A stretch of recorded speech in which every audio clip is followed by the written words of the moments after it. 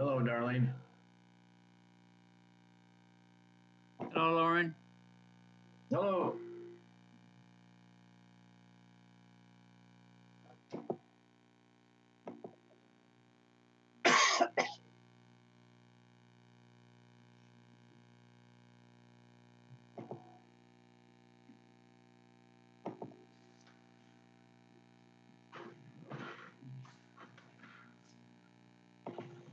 Everybody hearing Darlene? I'm not. Darlene, you're muted.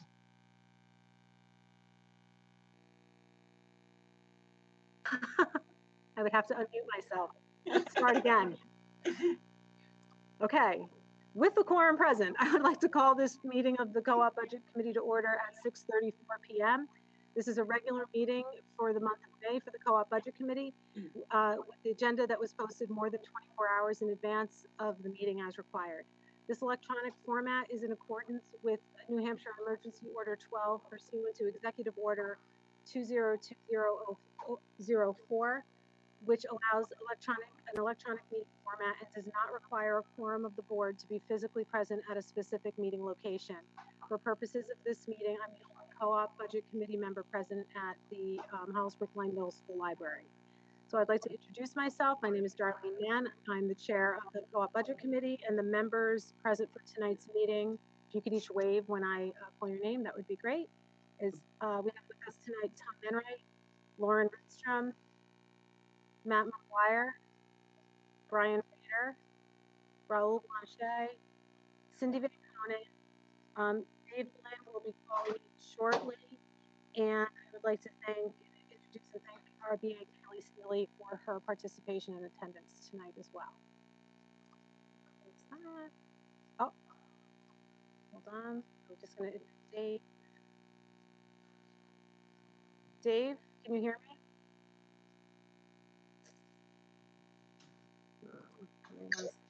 me? Dave? Yes, check in. Oh, great. Okay. And so Dave Blinn is joining us by phone, so we don't have his video tonight. So I'll remind everybody for tonight that in this format, any votes we take have to be in a roll call format. And let me just pull up my agenda for tonight. I think our meeting observer for tonight is Tom. And I'll move through to approval of minutes. Matt sent out the minutes late this afternoon. I'm not sure that we all had a chance to review them, so I think we can push the April minutes to our next meeting. Give everyone a chance to review them and provide any comments and updates to Matt. I had some corrections that I've already sent. Okay, great. Raul usually finds one or two little tweaks here and there too. That'd be great. The interesting one I found was that he had Raul as being listed as being elected as the secretary as well as the vice chair. Nice way to hand that off. Convenient little mistake there. So the agenda is a little bit shorter this evening. Typically in the month of May, we do some things like reviewing food service and kind of where we stand with a lot of that. But given the environment that we're in right now and the issues that the business office is working with, we're going to put that off for a little bit until things kind of settle down and we can put some attention to those kind of more day-to-day kind of things that we would typically look at. And I wanted to jump right in, if we could, to the plan for the district meeting. I sent everybody a little document that had some notes on it. So where we stand right now is that we are going to have a Zoom meeting on Thursday the 4th, and that meeting itself focus on the rules of the meeting and how voting and the voting procedures for the meeting. So there aren't going to be any presentations. It's really a thing that's focused on explaining the rules and the voting format. And why that's important is because on the vote on Saturday, which is going to be in a drive-through format, the first thing on the top of the ballot will be a note that a vote to accept the rules. So normally that's like the first thing we do in an annual meeting. And so that's why Drew is focusing on rules of the meeting and procedures for voting so that people feel comfortable to be able to vote on that first thing that will appear on the ballot. So the drive-through procedure is basically going to take place with a drive-through loop at the middle school and at the high school. I'm not sure which community will be directed to which school. And there will be supervisors of the checklist and ballot boxes at each location. And as you drive through, you'll be asked to show your ID so that a supervisor, or state your name, so that a supervisor can check you in. You can arrive with a pre-printed ballot that will be available after the Thursday night Zoom meeting, so you can print it at home and arrive with it. Or you can get a copy from anyone at the meeting when you show up to vote. Fill it out, drive through, and drop it in a box that's monitored on, at wherever the exit is going to be marked.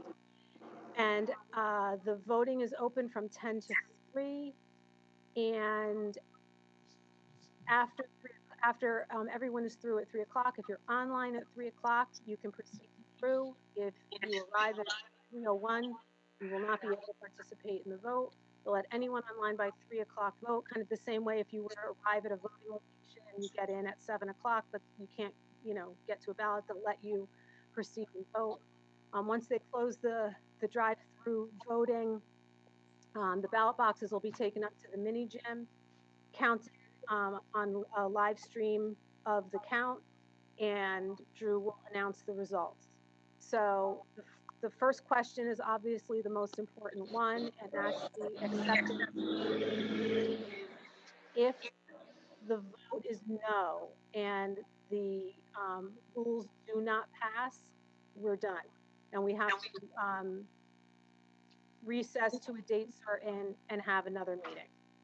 If the rules are accepted, then the rest of the ballots are counted, and however the results fall, they fall.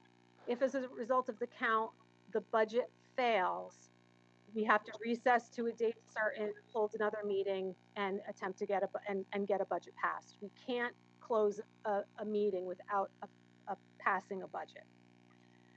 So those are the two most important. I mean, obviously everything on the ballot is important, but those are kind of the stopgap. So first we have to pass the rules, and we have to pass a budget, and after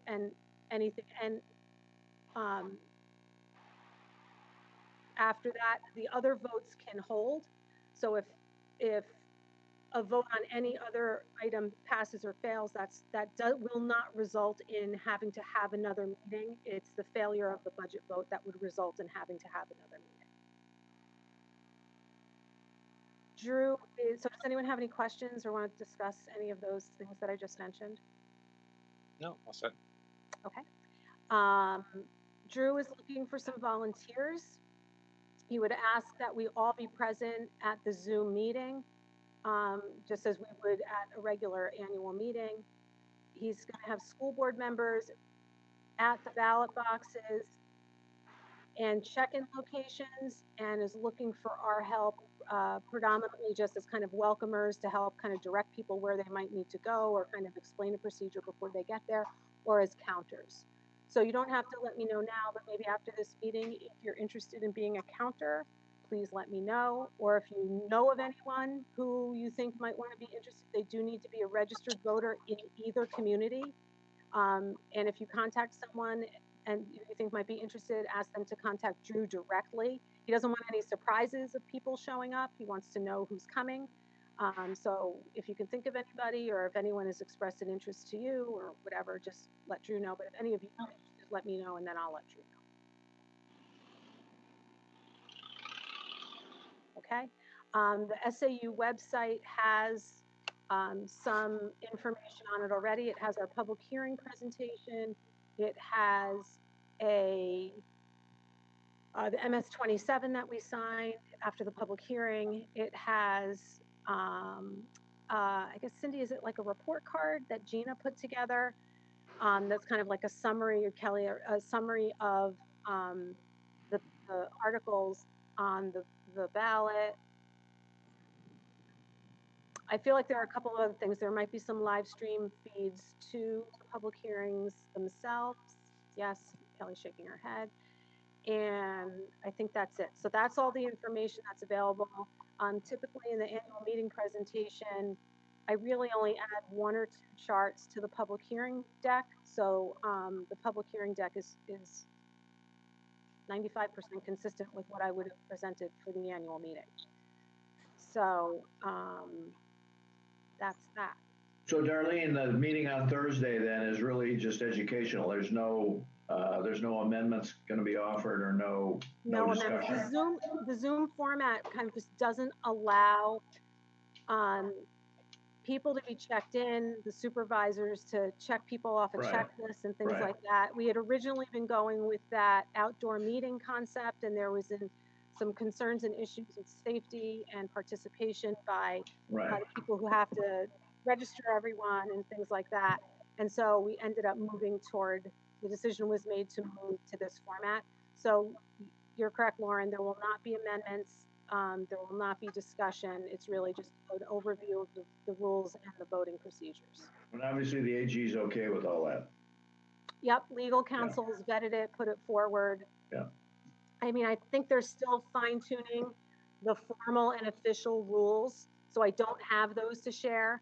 The document that I shared with you is it's a summary of what was decided, but legal is, crossing the T's, dotting the I's, and putting that all together, but I just don't have that right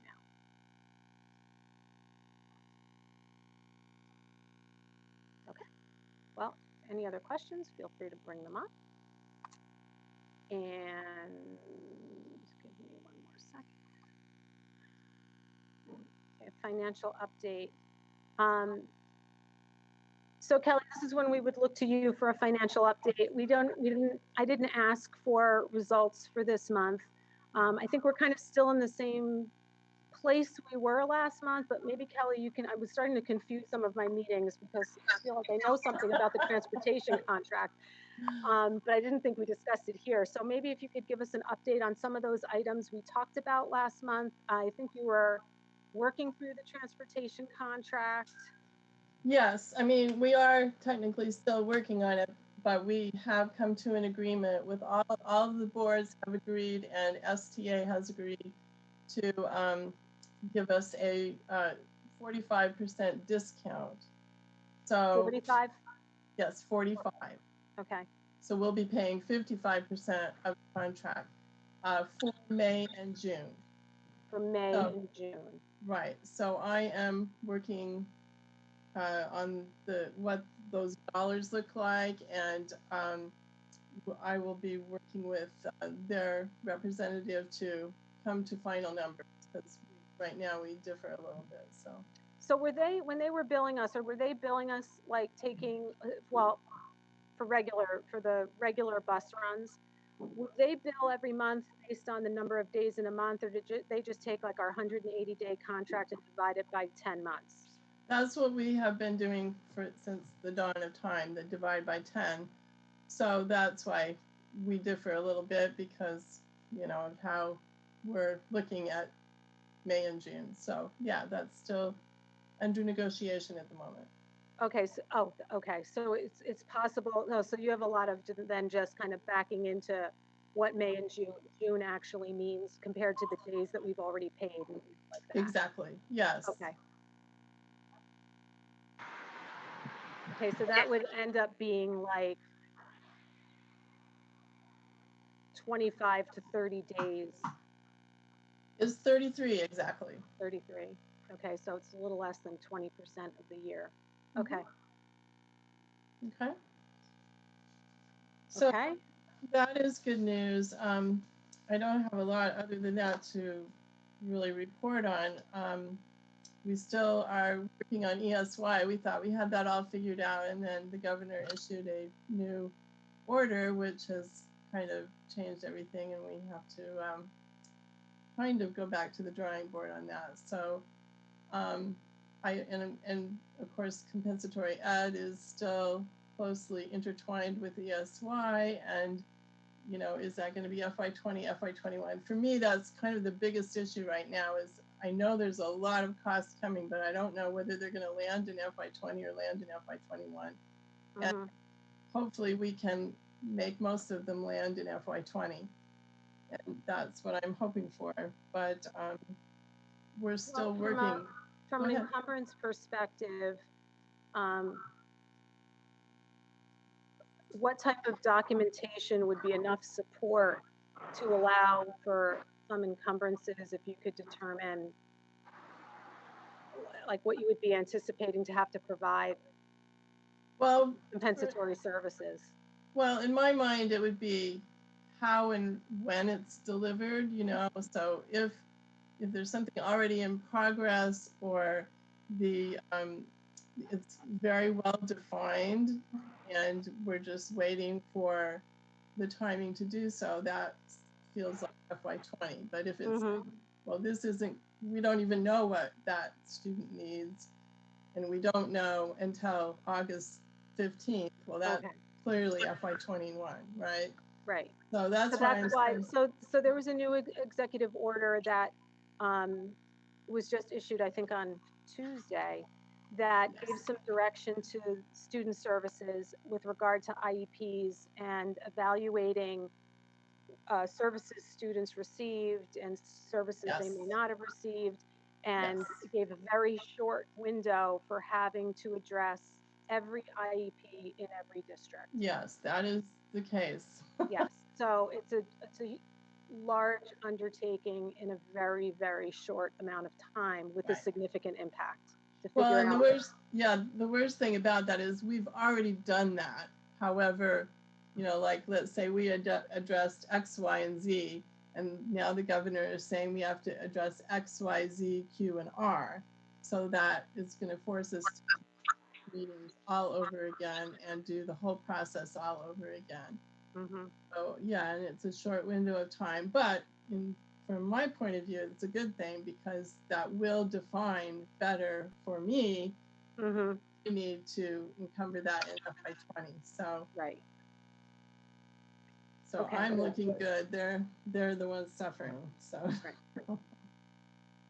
Okay, and then I know. Are you considering? I'm not sure where and this maybe falls into the school board update that Cindy will give us. And I know there are no decisions made yet, but with regard to reopening, I know it's just going to be a plan and a process for the next several months to figure out how reopening, what defines the school year, the start of the school year. But are you starting to look at stocking up on PPE and masks, gloves? Yeah, so I have started doing that, myself, with no attachment to any reopening plan. So yes, I have started doing that. Some is easier to find than others. Some is horrifically expensive. And it's actually very time consuming to try to find the best deal and just get something of some of the things are still not available. So that's been quite an ordeal. Yes. The SAU administration has started talking about the framework for how we will address reopening issues, and there will be more to come on that in the next week or so.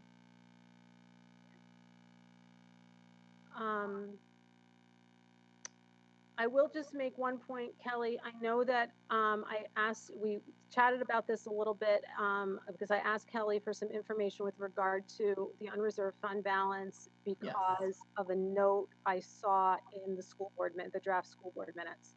And so I wanted to make sure I understood a comment that was made and included in the minutes. And it's, so I think it's on page 12 of the minutes from the last school board meeting. Kelly was giving a financial overview and indicated that there's a potential to be around $1 million in unreserved funds available at the end of the year.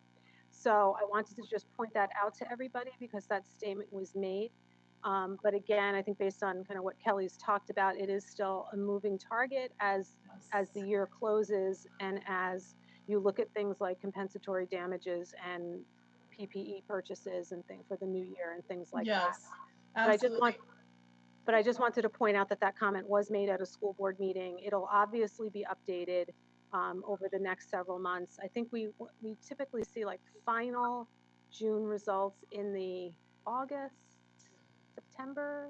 Well, yeah, probably September, I think, is when because the audit happens in August. That's right. Usually can't quite make that happen in August, so it's very likely it'll be September. Mm-hmm. I have a question. Yes. So let me paint this scenario, just to be clear.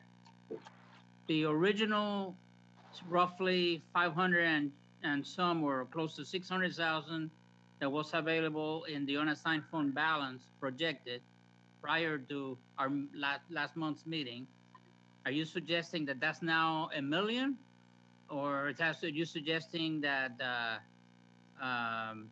because the table you sent out as part of the preliminary emails prior to this meeting, it had for FY20 a projected fund balance of 200K? No, that was for FY21. I'm going to get to that summary in a minute. Okay. That 200 was for FY21. That's the amount we put in for the FY21 budget. Yeah, I think I actually projected less than that in the last statement I had, but I don't have that with me. Sorry. So based on, I did put out an unreserved fund balance summary, and I'll talk about that in a minute. And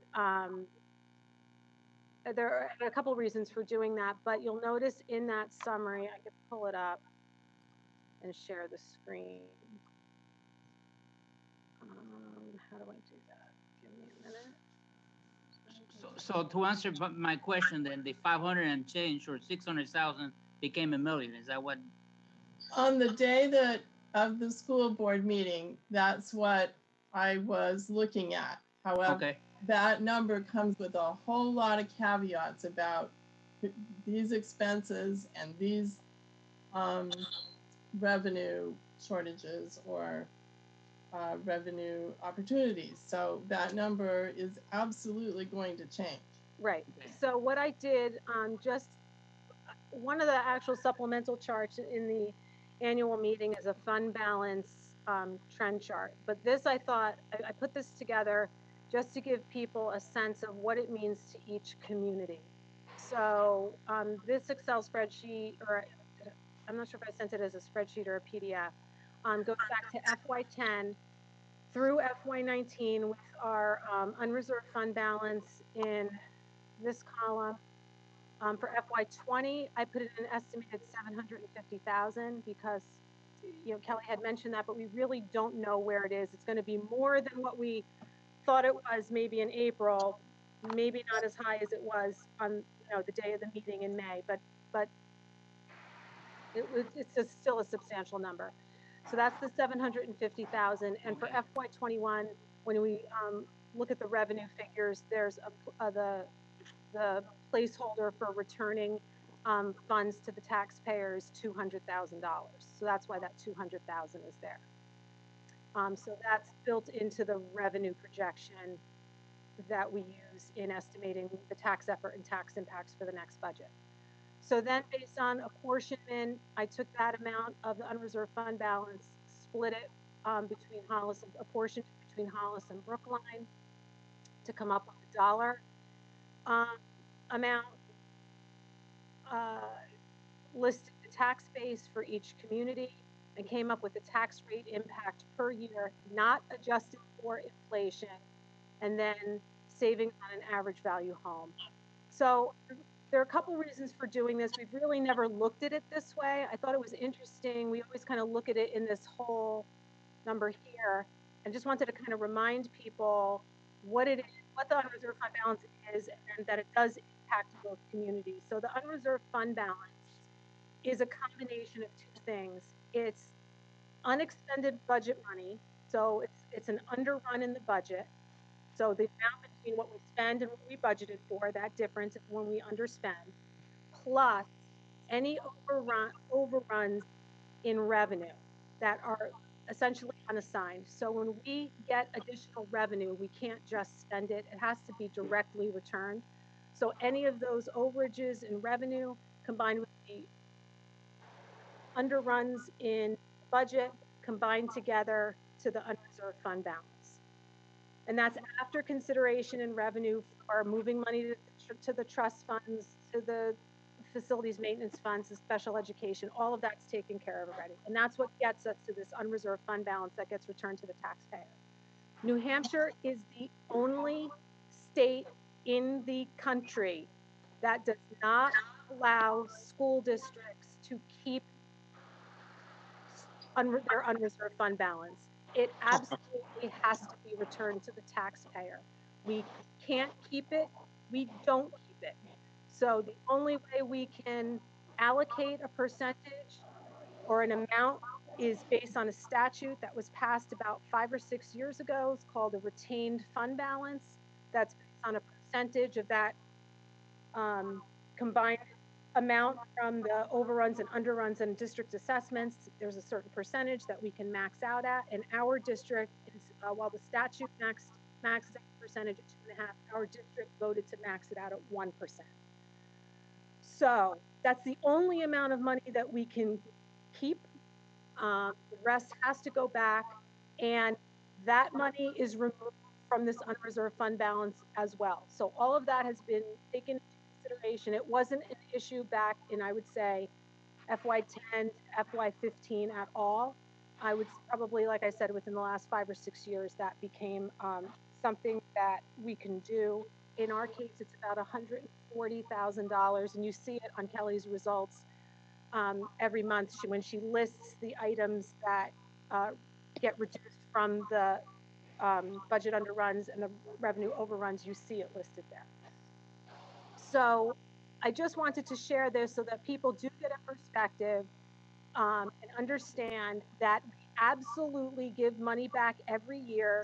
You will not see it on your tax bill because it gets combined in the school portion of your bill, which is a combination of the Hollis or Brookline School District, so the K to 6 schools, and the co-op assessment.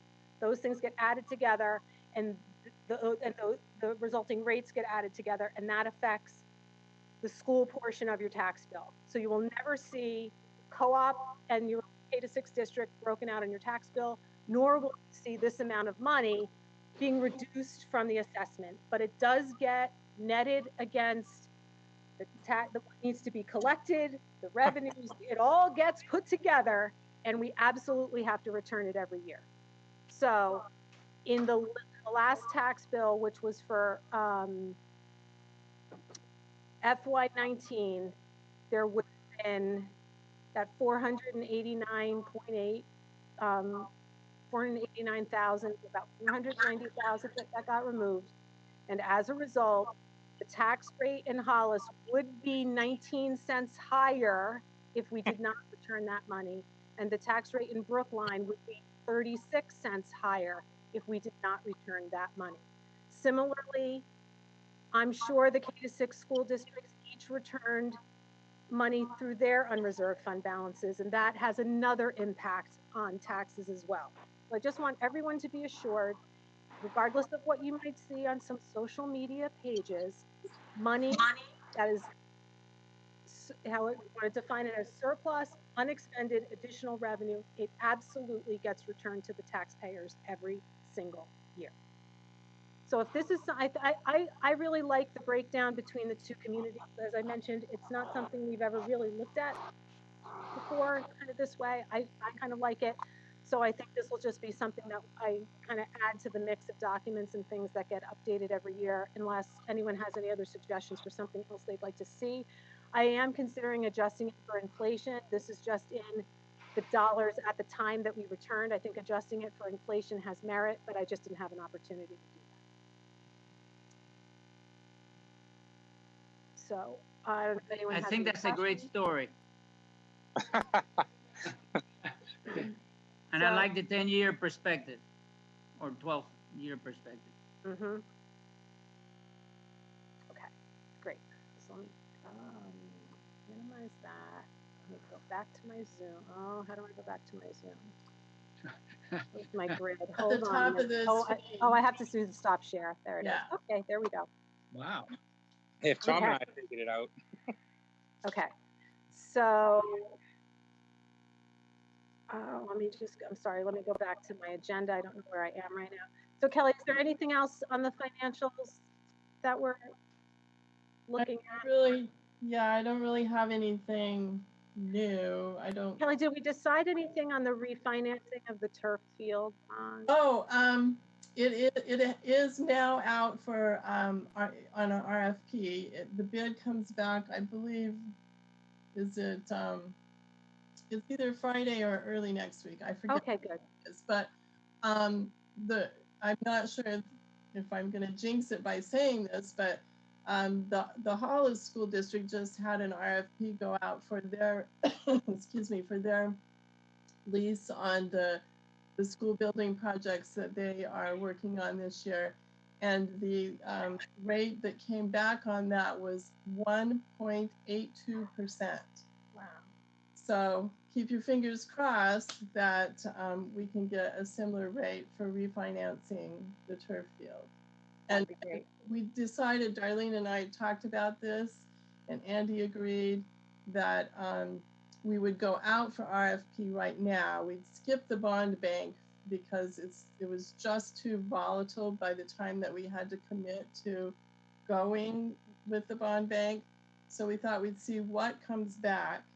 And if it's really attractive like that rate, then we would probably have asked the school board to go ahead and approve that.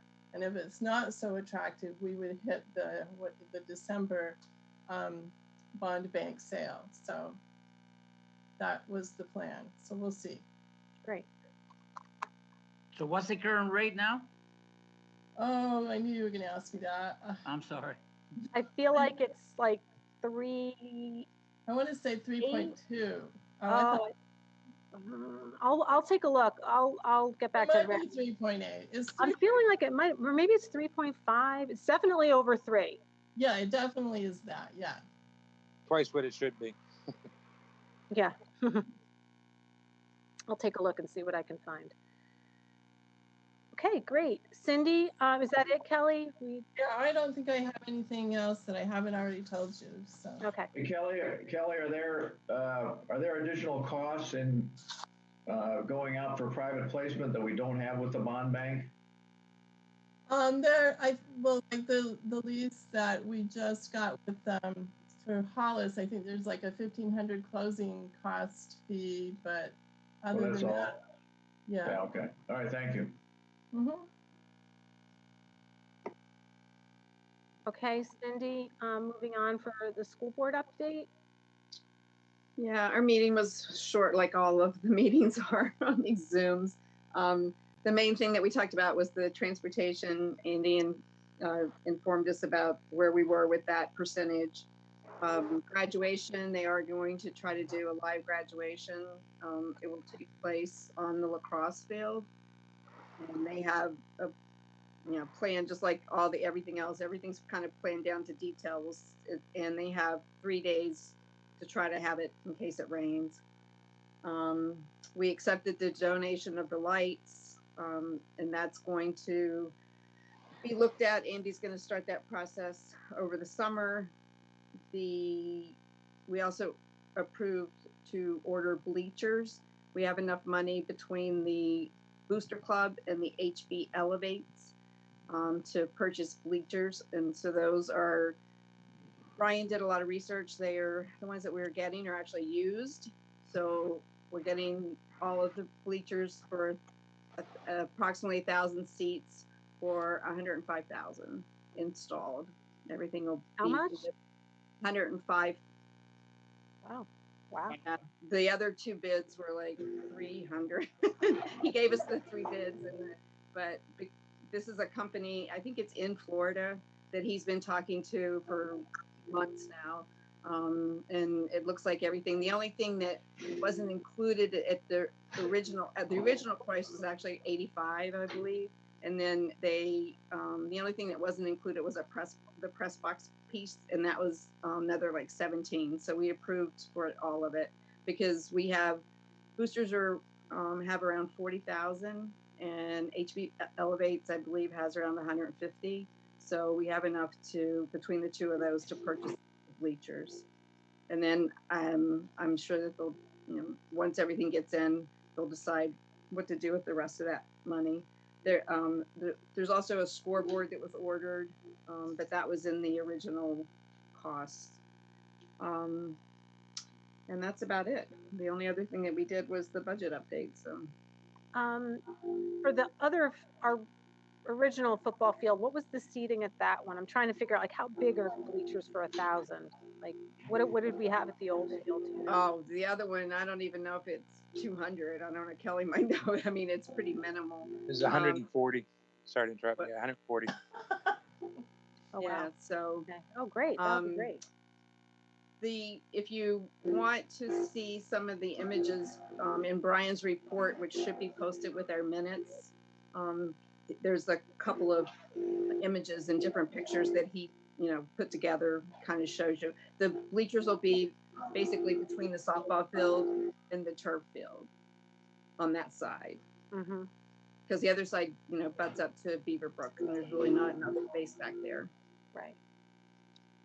So I've got a question. I don't know if it's for Cindy or Kelly, but there was some discussion early on about some donations being used to reduce the bond issue. And anything substantive happened there, or has everything been diverted for specific use? As far as now, it's all going towards specific use, but there is some balance that will be on the turf field itself. We don't know what that is because they haven't finished the work yet. So there is potential there. But nothing, as far as I know, has been discussed on that. Maybe Cindy knows more. So that whole discussion about the donations to fund the bond have not come to fruition then. Doesn't sound like. Honestly, I don't know how much HB Elevates has. Maybe that.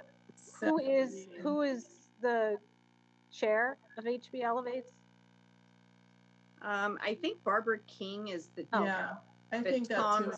Tom All right, I can follow up with her, Lauren, and just kind of get an understanding of. That'd be great. Tom Thanks. Solon is the liaison for the school board. He's the one that. Okay. So. But we still haven't even closed out all the purchase orders on the original field. Right. Because we still have, they're there now doing some of the last things that we knew they were coming back to do in the spring. Some of the seating and some of the punch list type items. So we're not completely done. And I think it was, if I remember right, expected that there would be some funds left when all is said and done. So I don't think a discussion has been had on what the plan is for that. So that's yet to come. I think we're waiting to find out exactly what that figure will be. Thank you. Okay. All right, well, as I mentioned, it was a short agenda this evening, so I'm not sure if anyone has any other issues or things they'd like to bring forward at this time. Nope, good. Okay. So as the final rules for June 4th and June 6th are available, I'll make sure everybody gets those. And as I mentioned earlier, let me know if you'd like to volunteer on that day in some way. On the 6th for voting, but otherwise we plan to be participating in the Zoom call on the 4th. And our next meeting would be the June 25th. And I think then, I mean, although June won't be closed, Kelly, I think you'll have a pretty good sense of maybe where things, maybe a better sense of where things. Yeah, I would say maybe better, but I'm going to commit to. Yeah, no, I understand. Numbers. So, I think we have gone through the spring before where we've missed the May meeting.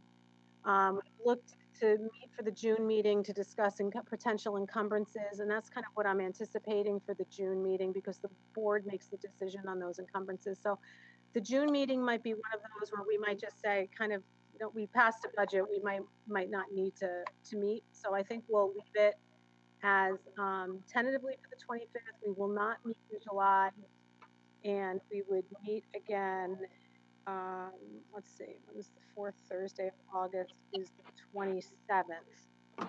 So we'll keep 6/25 on the as a regular meeting date, but if we really don't have substantive agenda items, I think everyone would be okay if we waited until August. Is that a good assumption on my part? Oh, yes. Yes. And it's by Zoom, so it's a little bit easier. We could, log in. Darlene, Okay. Mm-hmm. I sent you a message earlier tonight saying that I was volunteering next week if you need me. Okay, great. I'll let Drew know.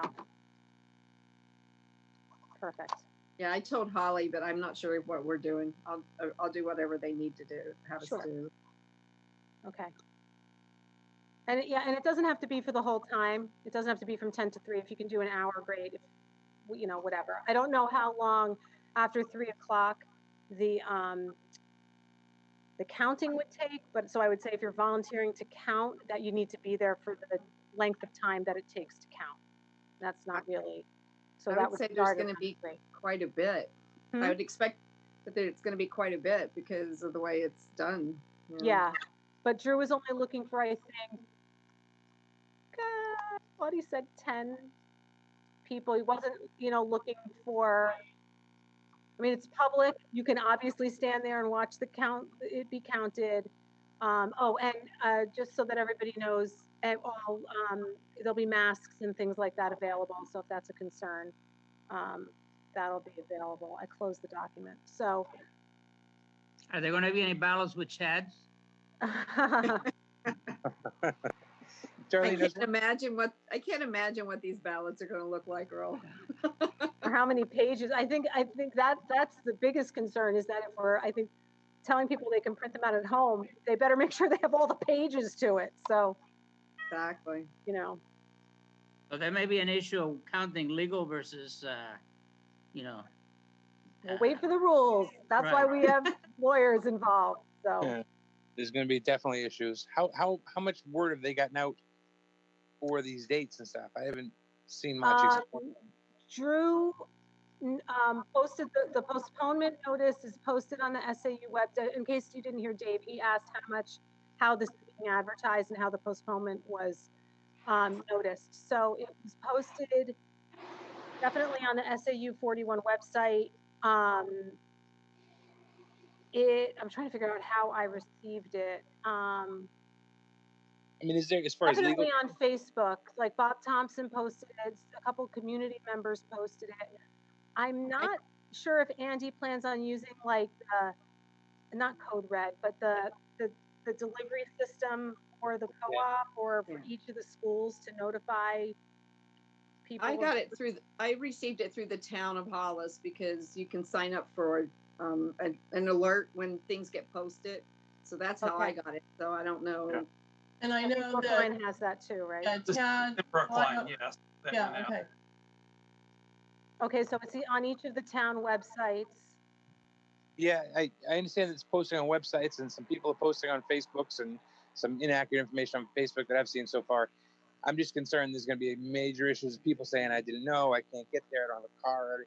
It's going to be quite interesting. And then the backlash of it, wanting recounts, and I don't know. The town meetings are tough enough, but having people drive up, this is going to be quite interesting.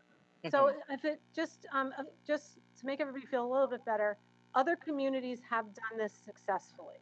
So I spoke with the business administrator of Bow, who was the first school to do this. They had about 700, just shy of 700 cars go through, and it worked. And so there were, I think, some things they realized. Okay, well, we would do this a little bit different or that a little bit differently, but they had a Zoom meeting. I think their process was a little different with their Zoom meeting, but they ended up, being able to do the drive-through voting. I think one of the things they said they would change was they did allow people to print the ballots ahead of time, but if people took them there, they didn't get out of traffic to fill out the ballot. So, there's a minute or two wait while someone's kind of sitting in their car filling out a ballot as they approach the box. So he said they would have made some space for you to pull off and then, go back in line and, kind of those operational things like that. There's another district, I believe it was Hopkinton, who that district put out a ballot with 6 different five or six different amendments to the budget. None of them passed. So they'll need to look at another way to pass a budget. I feel like there was one other community that implemented and it went fine. So a couple of communities have done it. Yeah. If the budget doesn't pass, do we continue on the existing? No, if the budget doesn't pass, as of right now, we would have to have arrange another meeting. Oh dear God. Pass a budget. There is an executive order that is in effect during the time of this emergency. I believe it's Executive Order 38 that allows you to operate under your existing budget, to the same level of the budget we have now, until you have a meeting and pass a budget. So you absolutely have to do something to pass a budget. But there are some, legal concerns from our attorneys about how that really works, if that's allowable, things like that. So that isn't something that we felt comfortable saying, let's just operate under the emergency order and see what happens. We really felt strongly that there needed to be some type of a vote on the budget. Okay. And this was all the legal counsel. This is their best recommendation? Yep. So our attorney, Drummond Woodson, was the firm that handled the drive-through voting for the first community in Bow. It wasn't our specific attorney, but it was the firm that managed it. And I think they, like I said, as they do it in each community, they learn some things along the way. And so now that we're the 3rd or 4th one doing it, Jim O'Shaughnessy's been able to kind of working through these rules to be able to kind of account for and address some of the issues or concerns that came up along the way. Okay. All right. Perfect. Thank you. Dave, just so that you know, the school board discussed it at quite length at our last meeting. This is not what we had to really discuss. So things keep getting changed because of the orders and, the legal aspect of it. This wasn't what we thought we were going to be doing either. Right. It originally was an outdoor meeting, kind of like graduation, on the lacrosse field, sectioned off in squares on the field, and running things like a regular town meeting, but just doing a district meeting, but doing it outside. And there were some safety concerns and some issues with participation and the folks who have to, kind of run the meeting itself. And there were some issues and safety concerns that made that not a possibility.